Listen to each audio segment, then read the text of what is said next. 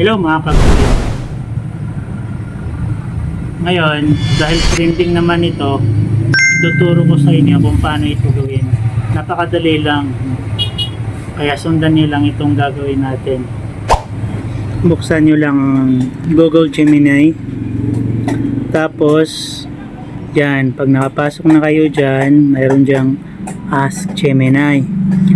Itong sa akin naman, ginawa kong sample, itong si Idol Alvin. Shout out sa iyo dyan, Idol. Pasensya ka na kumuha ko ng picture na hindi na nakapagpaalam.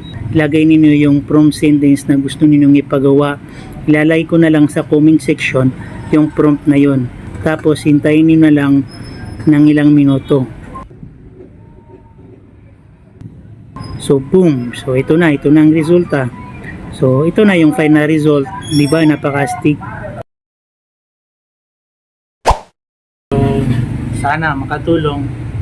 Para hindi na kayo magpagawa sa iba, kayo na lang gumawa para yung mga mahal niyo sa buhay, gawa ninyo. Papalo na rin kung nakatulong. Salamat.